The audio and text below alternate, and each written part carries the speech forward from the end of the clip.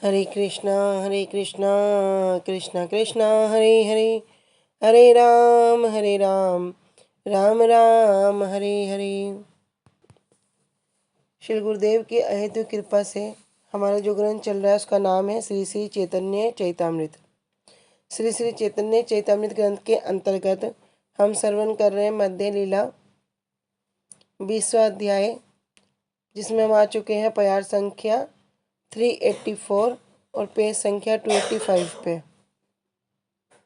तो अब तक हमने श्रवण किया कि महाप्रभु किस प्रकार शक्त्यावेश अवतार के विषय में वर्णन करके बाल्य लीला पोगन लीला के विषय में विचार वर्णन कर रहे हैं और वर्णन कर रहे हैं कि जो कृष्ण है वो कृष्ण क्या है, सर्व भक्ति के रस के आश्रय हैं। अर्थात क्या है, उद्गम स्थल, आकर वस्तु।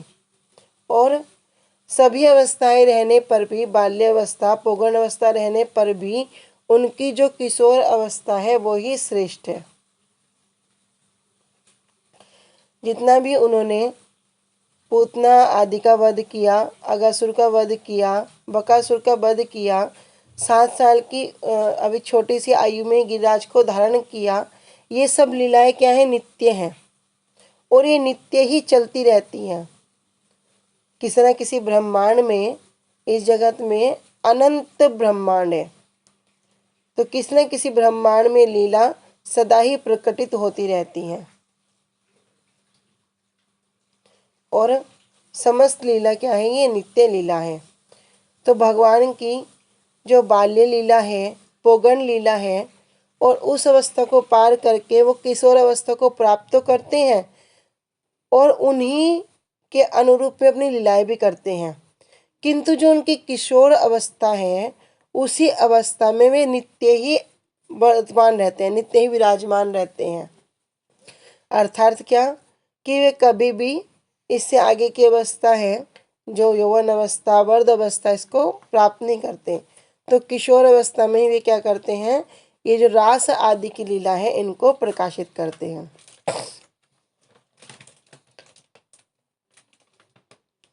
तो शास्त्रों में वर्णन है कि श्री कृष्ण की समस्त लीलाएं नित्य हैं।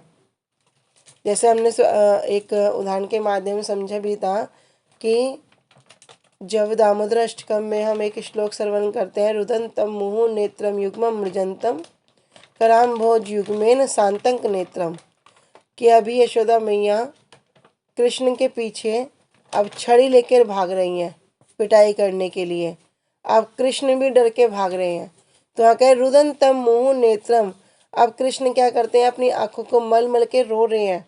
तो वहाँ पर कोई विचार करता है क्या कृष्ण झूठ मूठ में रो रहे हैं? तो सत्यव्रत मुनि कहते हैं नहीं, ये कृष्ण अपनी ऐश्वर्य को भूलकर माता के वात्सल्य भाव अधिक होने के कारण सचमुच में रो रहे हैं, भूल जाते हैं मैं भगवान हूँ। तो ये जो लीला है वहाँ कह रहे हैं रो रहे हैं। हाँ है मतलब यदि कर रहे हैं, तो ये क्या अभी भी कर रहे हैं? कह रहे हैं हाँ अभी भी कर रहे हैं। किसी न किसी ब्रह्मांड में ये लीला अभी भी नित्य विराजमान है, अभी भी नित्य संशन चलती रहती हैं। इसी के लिए एक उदाहरण समझाने के लिए यहाँ वर्णन किया गया है। दृष्टांत दिया कही तबे लोक सब जाने, कृष्ण लीला नित्य ज्योतिष चक्र प्रमाणे। ज्योतिष चक्रे सूर्य जैन फिरे रात्रि दिने, सप्त दीपम बुद्धि लंगी फिरे कर्मे कर्मे। रात्रि दिने हये षष्ठी दंड परिमाण, 3 सहस्त्र 6 सत पल तार मान। करे दृष्टांत दिया तब इस लोक सब जाने, कि इसलिए क्या कर रहे हैं, एक दृष्टांत दे रहे हैं, एक उदाहरण दे रहे हैं जिससे सब लोग उसको जान पाएंगे। कृष्ण लीला नित्य ज्योतिष चक्र प्रमाणे, जिस प्रकार राशि चक्र होता है, ज्योतिष चक्र होता है, उसी प्रकार श्री कृष्ण की लीला भी नित्य है।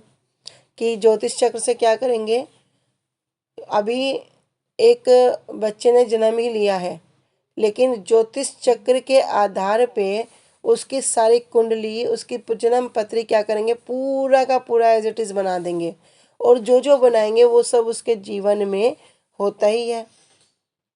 तो ये क्या कह रहे, ज्योतिष चक्र प्रमाण है। ज्योतिष चक्र में सूर्य जिस प्रकार रात दिन में घूमता रहता है और 7 द्वीपों के मध्य समुद्र को क्रम से लांघता हुआ चलता जाता है। रात्रि दिने है षष्ठी दंड परिमाण, रात और दिन में कुल मिलाकर 60 दंड होते हैं। 3 शस्त्र 6 सत पल तार पान, और उसमें 3600 पल होते हैं। तो एक दिन का अनुमान यदि लगाया जाए, एक दिन का विचार किया जाए, तो एक दिन में दिन और रात को दोनों को मिलाकर 60 दंड होते हैं और 3600 पल होते हैं। सूर्योदय हैते षष्ठी पल कर्मोदय, से ही एक दंड अष्ट दंडे प्रहर है। सूर्योदय हैते षष्ठी पल कर्मोदय, कि सूर्योदय से लेकर सूर्य 60 पल के परिमाण में समय में क्रम से ऊपर उठता है। 60 पल का एक दंड होता है और अष्ट दंडे प्रहर है, और 8 दंड का एक प्रहर होता है। 1 2 3 चारी पहरे अस्त है, चारी पहर रात्रि गेले पुनः सूर्योदय। कह 1 2 3 चारी, 1 पहर 2 पहर 3 पहर 4 पहर चलते हुए क्या होगा, अस्त है, सूर्य अस्त होता है। तो 4 पहर हो गए हमारे दिन के, और 4 पहर रात्रि, और 4 पहर रात के। 4 पहर रात के बीत जाने पर फिर से क्या होगा, पुनः सूर्योदय होगा। तो 8 दंड का एक पहर होगा, जिसमें 4 पहर हो गए दिन के और 4 पहर हो गए रात्रि के। तो ये चक्र क्या है, ये चल रहा है। अभी 4 पहर दिन के बीत गए तो रात हो गई, रात के 4 पहर बीत गए तो फिर से सूर्योदय हो गया। एछे कृष्ण लीला मंडल 14 मनवंतरे, ब्रह्मांड मंडल व्यापी कर्मे फिरे। तो इसी प्रकार जिस प्रकार सूर्य के एक मंडल में घूमने के समान श्री कृष्ण लीला भी एक मंडल है, जिसमें श्री कृष्ण की लीलाएं क्रम से प्रकट होती रहती हैं, घूमती रहती हैं। जैसे कि 4 पहर दिन के बीत जाने पर रात्रि आएगी, रात्रि बीत जाने पर पुनः सूर्योदय आएगा। ये चक्र चलता ही रहेगा। इसी प्रकार कृष्ण की लीलाएं भी क्रम पूर्वक चलती रहती हैं। 14 मनवंतर काल में ये मंडल सभी ब्रह्मांडों में व्याप्त होकर क्रम से घूमता रहता है। तो जो 14 मनवंतर हैं, इस समय में क्या होगा, ये जो कर्म है सभी ब्रह्मांडों पे घूमेगा। एक ब्रह्मांड नहीं, जितने अनंत ब्रह्मांड है।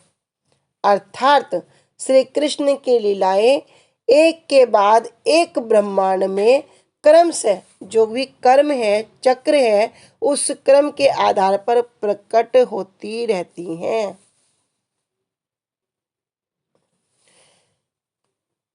या सत्वत्सर कृष्णेर प्रकट प्रकाश, ताहा ये ब्रज पूरे करिला विलास।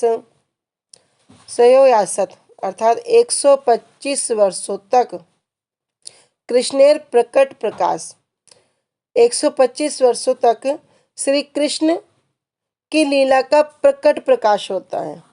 125 वर्ष की लीला तक। कह रहे ताछा ये छे ब्रज पूरे करिला विलास, और ब्रज और पुर अर्थात मथुरा एवं द्वारका, वे प्रकट लीला का आस्वादन करते हैं। तो जो 125 वर्ष हैं जिनमें प्रकट लीला प्रकाश करते हैं, ये लीला कहाँ पर आस्वादन करते हैं, ब्रज मंडल में, मथुरा और द्वारका में।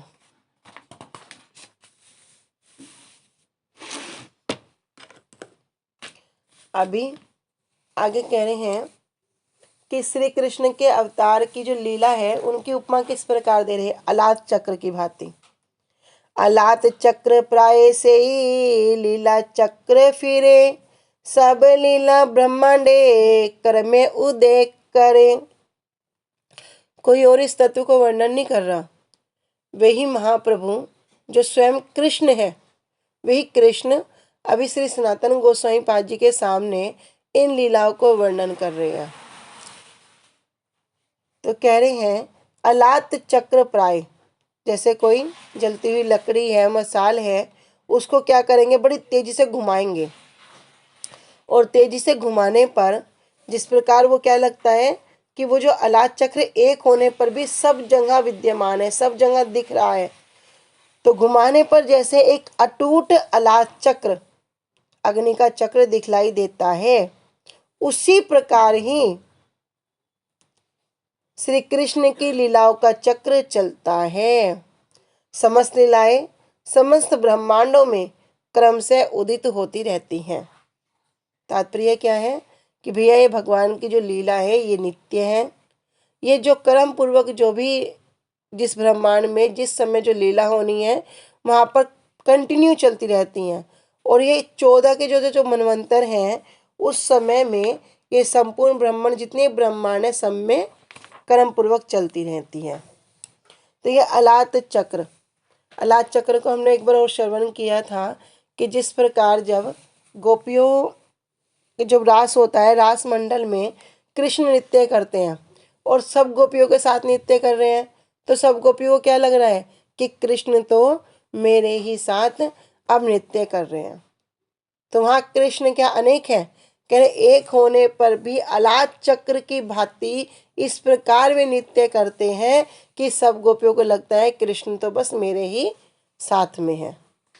तो कह रहे उसी प्रकार ये जो लीलाएं हैं ये समस्त ब्रह्मांडों में क्रम से चलती रहती हैं।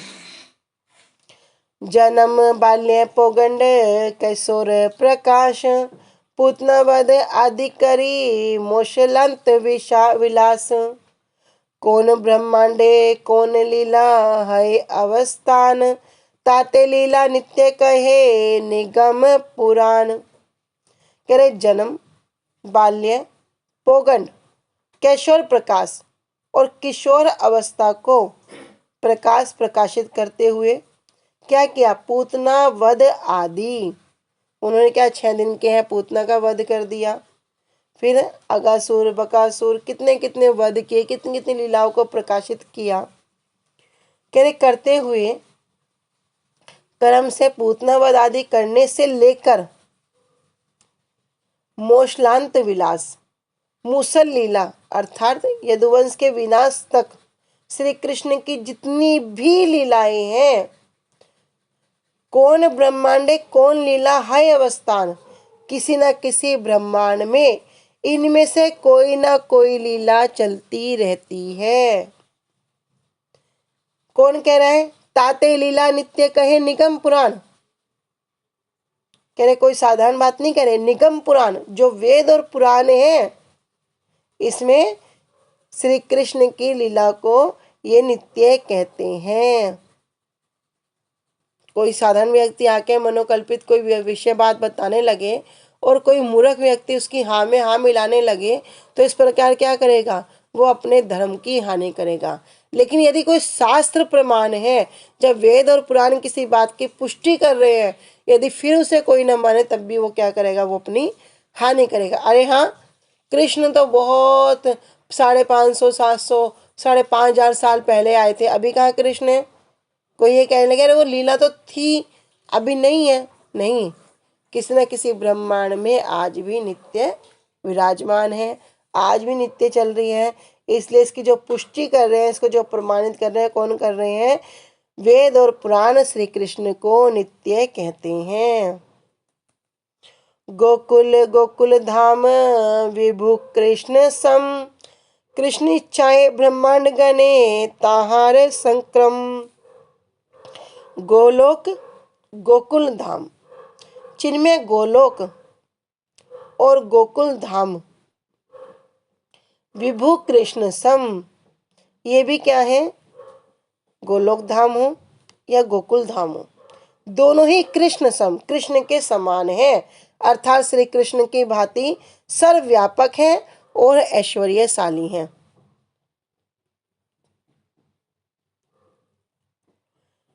कृष्ण इच्छाए ब्रह्मांड गणे ताहार संक्रम, और श्री कृष्ण की इच्छा से चिन्मय गोलोक और गोकुल धाम ब्रह्मांडों में श्री कृष्ण के साथ क्रम से प्रकाशित होते रहते हैं।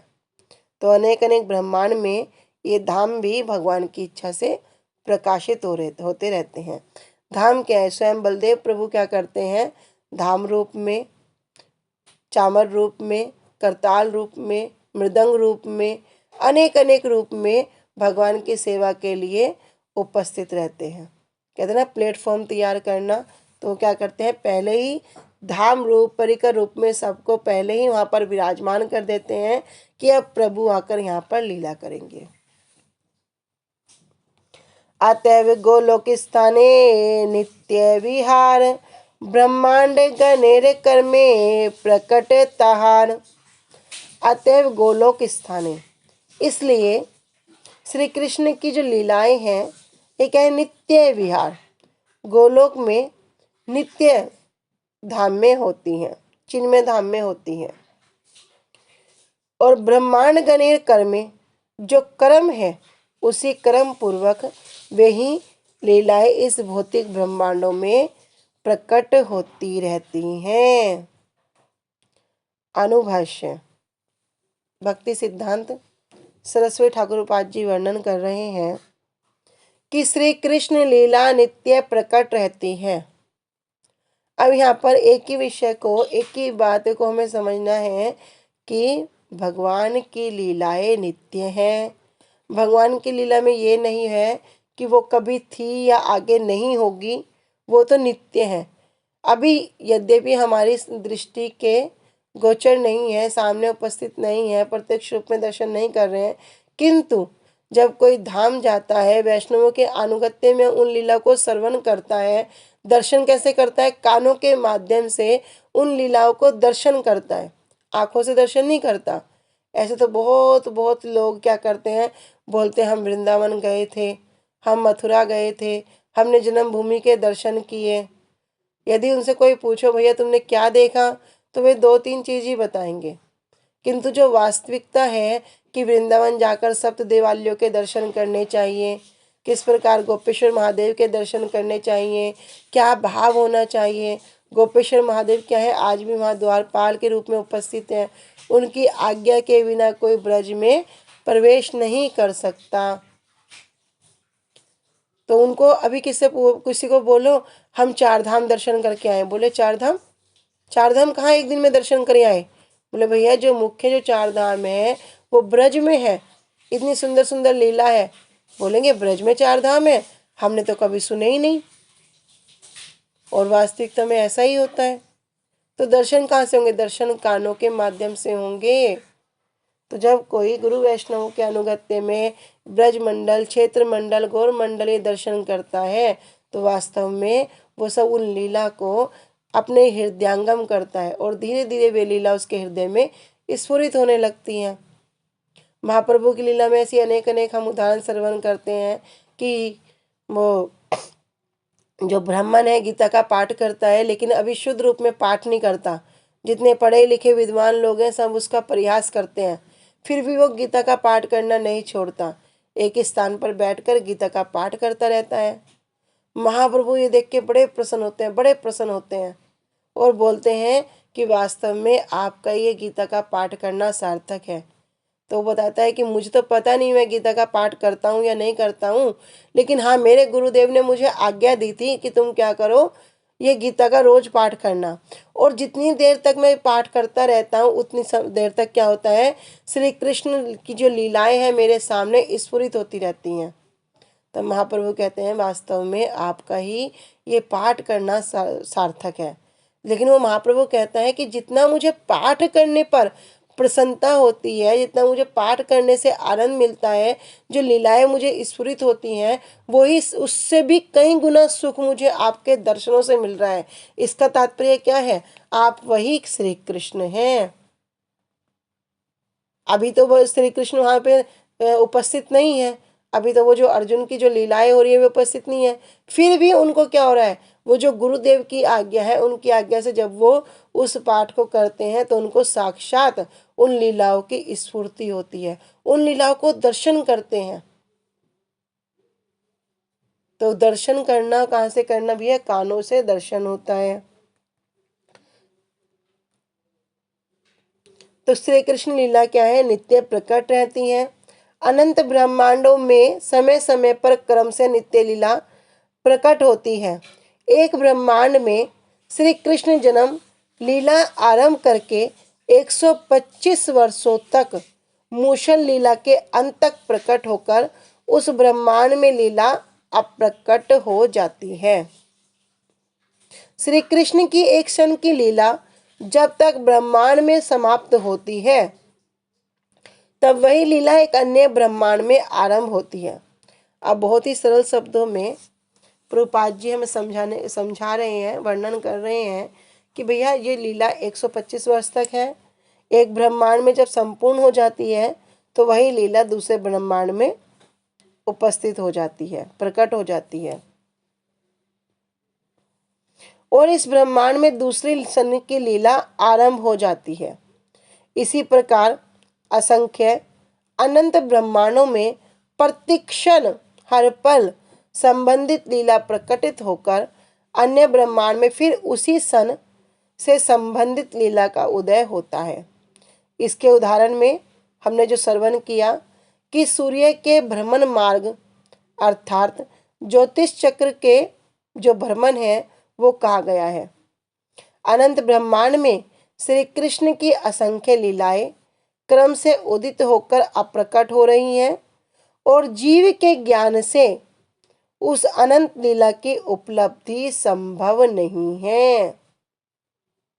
गंगा की धारा जिस प्रकार निरंतर है, अलाद चक्र भ्रमण जिस प्रकार निरंतर और व्यापक होता है, उसी प्रकार श्री कृष्ण लीला भी निरंतर प्रकट होना भिन्न भिन्न ब्रह्मांडों में उपलब्ध होता है। श्री कृष्ण की जन्म, बाल्य और पौगंड किशोर आदि लीलाएं नित्यकाल ही संगठित हो रही हैं। किसी एक ब्रह्मांड में रहने वाले जीव को श्री कृष्ण की लीला की नित्य प्रकट होने की अनुभूति नहीं होने पर भी उनकी लीला की नित्यता है। तो यही विचार है कि अगर कोई बोले कि हमें तो अभी कृष्ण की लीला का कोई दर्शन नहीं हो रहा है, तो कैसे गया, नित्य तो है ना, नित्य है तभी हमें कथा कीर्तन सुनने से हमें आनंद की प्राप्ति हो रही है, तभी वो नाम जप करने से हमें शांति की अनुभूति हो रही है। एक दिन नाम न जप करो, कैसा मन विचलित हो जाएगा। सच्चिद आनंद विग्रह, जो सदचिद आनंद के जो विग्रह हैं, जो वास्तव में जहाँ से आनंद आना है, जो सुख देने वाले हैं, उस वस्तु को जब कोई कार्य करता है तो उसको सुख की अनुभूति होती ही होती है। लेकिन संसार को बताया दुख आल्य, भैया दुखों का घर है, यहाँ कितना भी सुख के लिए प्रयास करो सुख मिलने वाला नहीं है। फिर भी बोलते हम तो आज तो बड़ा सुख है। क्यों सुख है, कहते हैं ना, क्षणिक देर के लिए, कुछ देर के लिए दुख की निवृत्ति से, दुख से निवृत्ति होना ही सुख को मान जाते हैं कि अभी थोड़ी देर के लिए कोई दुख नहीं मिला, उस दुख से निवृत्ति होना ही क्या मान लिया कि यही सुख है। पर हटाते क्या देखेंगे, फिर कोई दूसरी घटना हमें श्रवण करने को मिल गई, अभी ऐसे हो गया, अभी इस प्रकार हो गया, एक से निकलते नहीं दूसरा तैयार रहता है। लेकिन वही जीव इस दुख आल्य से निकलकर जब साक्षात सच्चिद आनंद विग्रह भगवान के संपर्क में जाता है, गुरु वैष्णवों के अनुगत्य में जाता है, क्यों, क्योंकि उसे उस सुख की अनुभूति होती है, वास्तव में उसको वो सुख प्राप्त होता है। बाहरी रूप से कितना भी कष्ट क्यों ना मिले, सुदामा जी को क्या कष्ट नहीं था, एक चावल का दाना पास में, लेकिन वो भी क्या किया, भगवान को भोग लगा दिया, उसमें भी आनंद मिल रहा है। अभी एक साधारण व्यक्ति के पास करोड़ों रुपया है, घर में किसी चीज की कमी अभाव नहीं है, लेकिन जाकर पूछो भैया क्या सुखी हो, बोलेगा सुखी नहीं हूं। प्रहलाद महाराज जी, भैया हिरण्यकश्यप के पास क्या कमी थी? बड़ा कहना कि कोई सबके सब, यहाँ तक कि नारद जी भी कहते हैं कि मुझे भी उसकी गुलामी करनी पड़ती थी, मुझे भी उसकी हाँ में हाँ मिलानी पड़ती थी। लेकिन जब प्रहलाद महाराज जी जो भजनशील हैं, जो उन्होंने इतना भजन किया, वे भी उनसे डरे नहीं। कितना मारने की चेष्टा की खुद के पिता ने, कितना कष्ट मिला, लेकिन क्या आंतरिक रूप से कष्ट था? आंतरिक रूप से बड़ा आनंद। हरिदास ठाकुर जी नाम के आचार्य, नाम जप करते हैं, 22 बाजारों में उनकी पिटाई की गई। भैया पिटाई करने से किसी को आनंद मिलेगा? थोड़ी सी पिटाई होने पे अगर कोई चोर होगा वो अपनी चोरी को स्वीकार कर लेगा, किसी ने मर्डर किया होगा मर्डर को स्वीकार कर लेगा, क्योंकि जब पिटाई होगी क्या होगा? बड़ा कष्ट होगा। लेकिन हरिदास ठाकुर को 22 बाजारों में पिटाई की गई। बोल रहे कि तू क्या करता है, तू ये हिंदू के भगवान का नाम लेता है मुसलमान होकर, जाओ इसकी पिटाई करो। सारे के सारे जो पिटाई करने वाले हैं वे भी थक गए मारते मारते, और प्रभु से प्रार्थना करते हैं, प्रभु इनको आप दंड मत देना। लेकिन आंतरिक रूप से क्या हो रहे? बड़े आनंदित हैं। वही हरे कृष्ण कृष्ण कृष्ण हरे हरे, हरे राम राम राम हरे हरे, इस नाम को जप कर रहे हैं। लेकिन यहाँ पे क्या होगा? थोड़ा सा विपत्ति आने पर, थोड़ा सा कष्ट आने पर क्या करेंगे? सबसे पहले ये जो नाम है इस नाम को ही छोड़ देंगे। अरे जब से हमने माला शुरू करी है हमारे तो बड़े कष्ट आने शुरू हो गए। इससे पहले तो हम बड़े मजे में थे। भैया मजे में नहीं थे, क्या कर रहे थे? भोग वृत्ति में आसक्त होकर अगले भोगों के लिए तैयारी कर रहे थे। आज तो ये मनुष्य शरीर प्राप्त भी हो गया, किंतु यदि इन्हीं भोग वृत्ति में लगे रहेंगे और जीवन को एक पशु की भांति क्या करेंगे? यापन कर देंगे, बिता देंगे, फिर अगला जीवन बड़ा दुखदाई होगा। जब हमें पता है कि मृत्यु निश्चित है, सबकी मृत्यु होनी होनी है, कोई भी यहाँ पर अमर नहीं है। हिरण्यकश्यप ने कितने वर मांगे, दिन में मरूं न रात में मरूं, सुबह न मरूं शाम न मरूं, अस्त्र से न मरूं शस्त्र से न मरूं, ऊपर न मरूं नीचे न मरूं, किसी महीने में न मरूं। कितने कितने उन्होंने वर मांगे, इस प्रकार वर मांगे कि स्वयं को अमर ही साबित कर दिया। किंतु जब एक भक्त के प्रति, जो स्वयं के पुत्र हैं, उनके प्रति विद्रोह आचरण किया, कहने उसने अपने पुत्र को क्या ऐसे मार दो, क्या क्या उन्होंने कार्य नहीं किया उनको खत्म करने के लिए। अग्नि में जलाया, ऊपर से फिकवा दिया, सर को कुएं में डाल दिया, भूखा रखवा दिया, लेकिन फिर भी प्रहलाद महाराज जी का बाल बाका नहीं हुआ। कहते ना, जाको राखे साइया मार सके ना कोई, बाल ना बाका कर सके जो जग बैरी हुई। नहीं कर सके। लेकिन बाद में जब अति हो गई, बोले क्या इसमें भी तेरे भगवान है, इसमें भी भगवान है, तुझे कहाँ दिखते हैं? खंबे से प्रकट होकर नरसिंह महाराज जी क्या करते हैं? उनको वध कर देते हैं। किसका वध हुआ? दुष्ट का वध हुआ, भक्त का वध नहीं हुआ। भक्त का तो नाम हुआ, भक्त अमर हो गया। प्रहलाद हिरण्यकश्यप तो इतने वर मांगने पर, 60,000 साल तपस्या करने पर भी जिस अमरता को प्राप्त करना चाह रहा, अमर नहीं हो पाया। लेकिन प्रहलाद महाराज जी को कुछ करना पड़ा, बस भगवान का नाम किया, अपने साथ जितने भी लोग थे उनसे ही भगवान का नाम कराना शुरू किया, और भगवान की ही हर जगह नित्यता को स्थापित किया कि प्रभु भगवान वे ही हैं, नित्य विराजमान हैं, और वे कहाँ नहीं है, मुझे तो सब जगह वे ही दिखते हैं। और ऐसे भक्त महाराज क्या हो गया? प्रहलाद महाराज, उन्होंने वो अमरता को प्राप्त कर लिया। तो आज भी भगवान के नाम से ही पहले प्रहलाद महाराज जी का नाम लिया जाता है। भक्त श्री प्रहलाद महाराज की जय।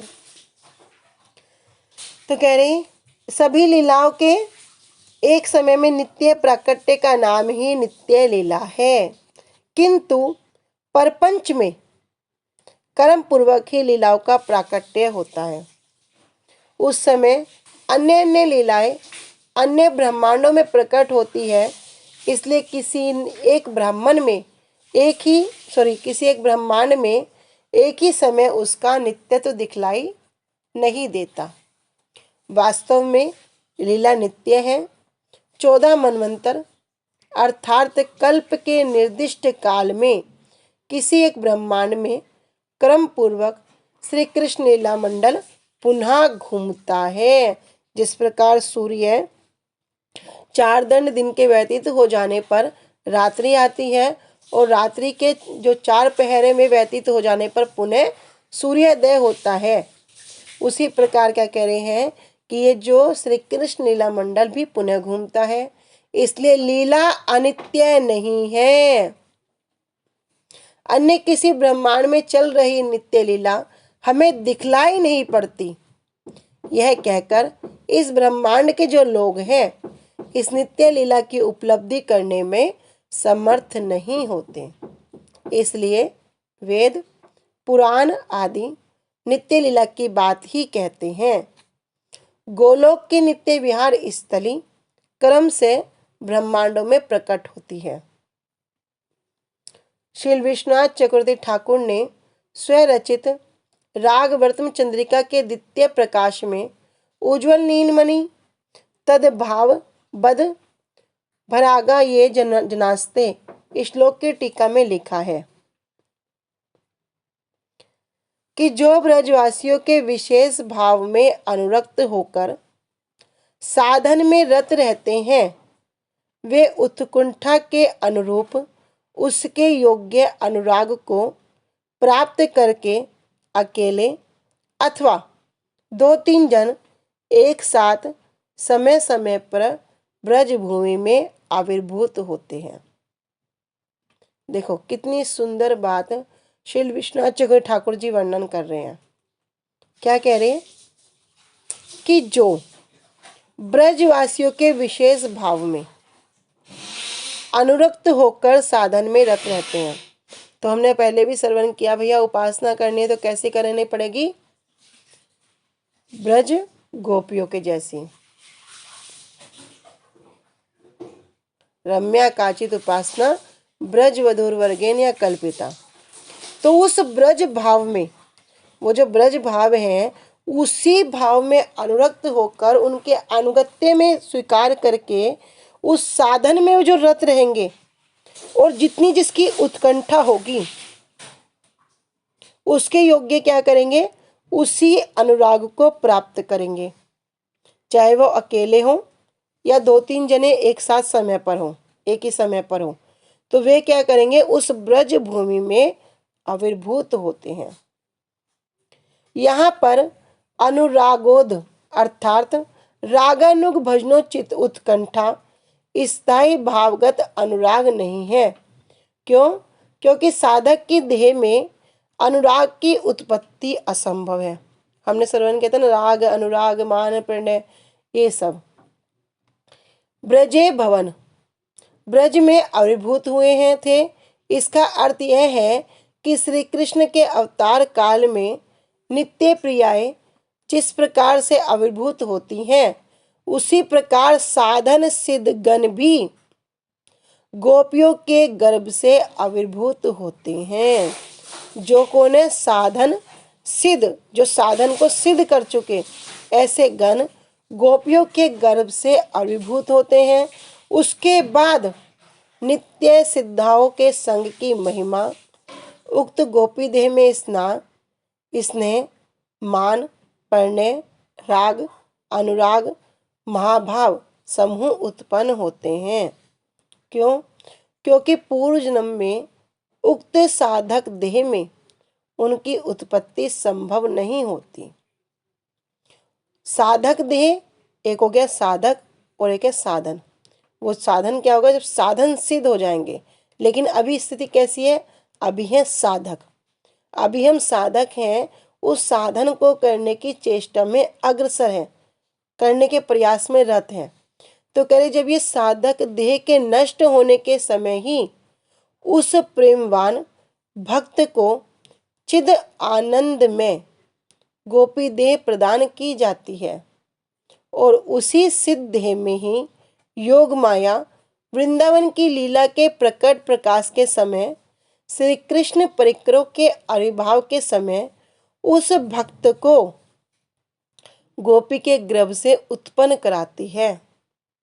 देखो कितनी सुंदर बात है कि फिर साधक देह जब समाप्त होएगी, सिद्धि होएगी, सिद्धि में योग माया कार्य करेंगी।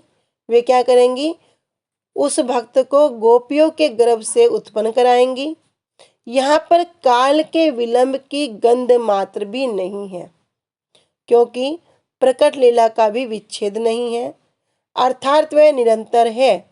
जिस किसी ब्रह्मांड में ही उनकी वृंदावन की लीला का प्राकट्य हुआ करता है, उसी ब्रज भूमि में ही गोपी के गर्भ से साधन सिद्ध गणों का आविर्भाव हुआ करता है। ये नहीं है कि किसी समय की हमें प्रतीक्षा करनी पड़ेगी, किसी समय के लिए हमें उसे रोकना पड़ेगा। कह रहे नहीं, जिस ब्रह्मांड में भी भगवान की लीला विराजमान होगी तब क्या करेंगे? उसी में उनका आविर्भाव हो जाएगा। इसलिए साधक प्रेमी भक्त के देह के नष्ट होने के समय में भी, जो साधक हैं, कह रहे वो जो प्रेमी भक्त, उसके देह के नष्ट होने के समय में भी, नष्ट होने के समय में सपरिकर श्री कृष्ण का आविर्भाव सदा ही हुआ करता है। इसलिए हे महा अनुरागी उत्कंठायुक्त भक्तगण, भयभीत मत होना, सुस्थिर हो, आपका कल्याण निश्चित है। तो स्वयं श्री विश्वनाथ चक्रवर्ती ठाकुर जी वर्णन कर रहे हैं कि जो भजन मार्ग है बड़ा सुंदर मार्ग है, बड़ा इससे जो हमें प्राप्त होगा वो बड़ी सुंदर वस्तु होगी। ये मत विचलित हो कि हमें इस शरीर में ही इस समय भजन करके, अगर हमने इतना भजन अपना दृढ़ कर लिया तो हमें इसी शरीर के अंत में क्या होगा? इस शरीर को छोड़ते ही अगले समय में भगवान की लीला में विराजमान उनके जो दर्शन है, उनकी जो सेवा है, उसका सौभाग्य मिल जाएगा। तो इसलिए कह रहे भयभीत मत हो, सुस्थिर हो जाओ, कल्याण निश्चित है, क्योंकि वहां पर किसी भी काल का देर नहीं है। नित्य लीला विराजमान है। जिस समय जिस ब्रह्मांड में लीला है उसी समय क्या होगा? योग माया देवी कृपा करके उस भक्त पर गोपी गर्भ से उसको उत्पन्न कराएंगी। और फिर ये जो हमने श्रवण किया, स्नेह मान प्रेम राग अनुराग महाभाव, ये सब उसमें उत्पन्न हो जाएंगे। तो इसलिए इस बड़ी सुंदर बात है, भयभीत मत होना। कौन कह सकते हैं? ये वही कह सकते हैं ना जो स्वयं अभय है, अभय चरणारविंदे, जो स्वयं भयभीत नहीं है, जिनको उसकी पूरी की पूरी उपलब्धि है, जो इस विचार में पूरे प्रतिष्ठित है, वही कह सकते हैं भैया डरना मत, तुम कोई गलत कार्य नहीं कर रहे हो, जिस मार्ग में चल रहे हो वही वास्तव मार्ग है, वही सुंदर मार्ग है। भयभीत क्यों होना? जिस संसार में रह रहे हो ये सब क्या है? ये तो माया का संसार है। तुम नहीं छोड़ोगे, एक दिन ये तुम्हें छोड़ देगा, ये तो छूटेगा ही छूटेगा। तुम कितना रेत को मुट्ठी में बांधने की चेष्टा करो, वो हाथ से फिसलेगी ही फिसलेगी, हाथ खाली होएगा ही होएगा। इसी प्रकार यदि कोई सोचे कि हम संसार को पूरा पकड़कर रखें, मेरे बिना ये नहीं होगा, मेरे बिना वो नहीं होगा, आदमी सोचते हैं कि मेरे बिना घर नहीं चलेगा, मेरे बिना परिवार नहीं चलेगा, पत्नी सोचते हैं मेरे बिना मेंटेनेंस नहीं होगा, इतना कार्य नहीं होगा, मेरे बिना कौन करेगा, बच्चों की देखरेख कौन करेगा? भैया जाके देख लो बोलते ना, जाके देख लो, थोड़ा पता चल जाएगा। अभी इधर सब संसार में देखते हैं ना, यदि किसी की मृत्यु हो जाए, मृत्यु उपरांत क्या करते हैं? उसको लेके जाते हैं, इतना शमशान से बस वापस ही लौटते हैं, बड़े सुंदर सुंदर भोजन बन के आ जाते हैं। मेरे बिना तो ये रोटी नहीं खाएगा, मेरे बिना तो ये भूखा रह जाएगा। लेकिन कभी ऐसा होता है क्या? नहीं, संसार तो चलता ही रहेगा। तो वास्तव वस्तु, नित्य वस्तु यही है भगवान का नाम। गुरु वैष्णवों की कृपा से इतने सुंदर सदगुरु, इतने सुंदर उपदेश और इतना सुंदर साधन मिलने पर भी यदि हम नहीं कर पा रहे तो हम कौन है? आत्मघाती हैं, अपनी आत्मा के हत्यारे हैं। चार पैर पर पशु, चार पैर पर चलने वाले हैं, और जो भजन नहीं करता वो पशु दो पैर पर चलने वाला है, क्योंकि पशु में और उस चार पैर वाले पशु में कोई भी अंतर नहीं है। जो भजन करेगा वो ही श्रेष्ठ है। गुरुजी बताते ना, दुनिया में किसका नाम हो रहा है? हनुमान जी का नाम हो रहा है। क्यों हो रहा है? क्या कुछ और किया? बड़ी बड़ी बिल्डिंग बना दी, बड़े बड़े हॉस्पिटल धर्मशाला खोल दी, इसलिए नाम हो रहा है? नहीं, प्रभु का नाम करते थे। राम राम राम राम, राम नाम के सिवा कुछ और धन है ही नहीं। भगवान का नाम करने से ही उनका नाम हो रहा है। मीराबाई का नाम क्यों हो रहा है? भगवान का नाम करने से हो रहा है। प्रहलाद महाराज जी का नाम क्यों हो रहा है? हरिदास ठाकुर जी का नाम क्यों हो रहा है? कहीं सुनते हैं किसी ने और कुछ किया? नाम से ही सब कुछ हो गया। तो वास्तविक मार्ग यही है। इतना सुंदर मनुष्य शरीर प्राप्त हो गया, इतना ये दुर्लभ है, फिर भी सुलभ प्राप्त हो गया। हमें केवल टोपी इस नाव को चलाने के लिए गुरुदेव प्राप्त हो गए। गुरुदेव ने वो मार्गदर्शन कर दिया, इतना सुंदर वैष्णव संघ प्रदान कर दिया। जहाँ तहाँ जिसका मन में कोई भी प्रश्न उठे, किसी वैष्णव से पूछ लो, उत्तर मिल जाएगा। और तो और आज की टेक्नोलॉजी, ये जो फ़ोन की मोबाइल की सुविधा प्रदान कर दी, कहीं जाना आना भी नहीं, घर बैठे फ़ोन मिलाओ, ये मेरा प्रश्न है, उसका उत्तर मिल जाएगा। लेकिन भगवान भी ऊपर से कृपा कर रहे हैं, कह रहे शरीर रूपी नाव को चलाने के लिए अनुकूल वायु भी प्रदान कर रहे हैं। फिर भी जो उतरने का प्रयास न करे, तो श्रीमद् भागवतम कह रही है वो आत्मघाती है।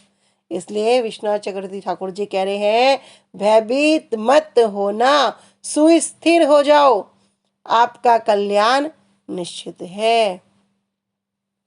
वांछा कल्पतरुभ्यश्च कृपा सिंधुभ्य एव च पतितानां पावनेभ्यो वैष्णवेभ्यो नमो नमः। श्री गुरुदेव की जय। अनंत कोटि वैष्णव वृंद की जय। निताई गौर प्रेमानंदे। हरि हरि बोल। हरे कृष्णा। सभी को दंडवत प्रणाम।